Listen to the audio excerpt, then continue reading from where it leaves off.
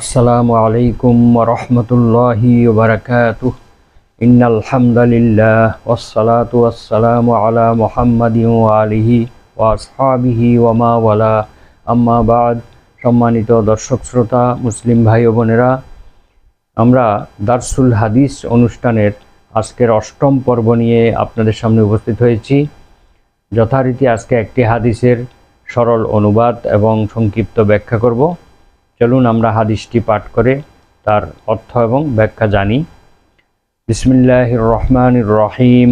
ওয়া আন আবি হুরায়রা রাদিয়াল্লাহু আনহু ক্বালা ক্বালা রাসূলুল্লাহি সাল্লাল্লাহু আলাইহি ওয়াসাল্লাম।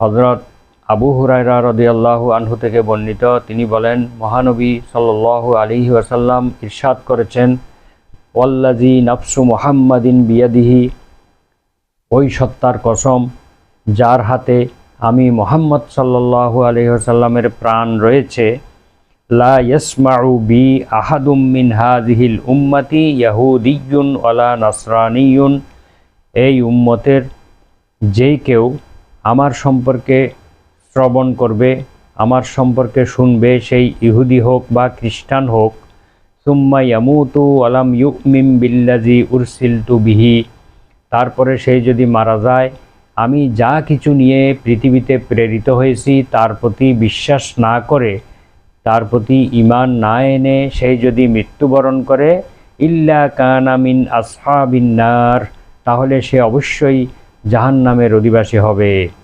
রাওয়াহু মুসলিম, অত্র হাদিসটি ইমাম মুসলিম শরীফে উল্লেখ করেছেন, সংকলন করেছেন। আবার অর্থটা বলি আমরা। মহানবী সাল্লাল্লাহু আলাইহি ওয়াসাল্লাম বলেন যে, ওই সত্তার কসম, অর্থাৎ আল্লাহর কসম, যার হাতে আমার প্রাণ রয়েছে, আমার সম্পর্কে কেউ যদি শ্রবণ করে এই উম্মতের মধ্যে, অর্থাৎ সারা পৃথিবীর সব মানুষ হচ্ছে মহানবী সাল্লাল্লাহু আলাইহি ওয়াসাল্লামের উম্মত, এই সকল উম্মতের মধ্যে যে কেউ আমার কথা শুনবে, সেই ইহুদি হোক বা খ্রিস্টান হোক, অতঃপর সে আমার আনিত বিষয়ের উপর ঈমান না এনে মৃত্যুবরণ করবে, তাহলে সে অবশ্যই জাহান্নামের অধিবাসী হবে। অর্থাৎ পৃথিবীর সকল মানুষকে মহানবী সাল্লাল্লাহু আলাইহি ওয়াসাল্লামের আনিত ইসলামের উপরে, আনিত বিষয় মানে ইসলাম, কোরআন এবং মহানবী সাল্লাল্লাহু আলাইহি ওয়াসাল্লামের উপরে তাদেরকে অবশ্যই ঈমান আনতে হবে। না হলে এই যারা ঈমান আনবে না তাদের সকলকেই জাহান্নামের অধিবাসী হতে হবে। এ হচ্ছে হাদিস। এই হাদিসের এখন সংক্ষিপ্ত ব্যাখ্যা হলো এই: হুজুর সাল্লাল্লাহু আলাইহি ওয়াসাল্লাম নবুয়ত লাভের সময় থেকে কিয়ামত পর্যন্ত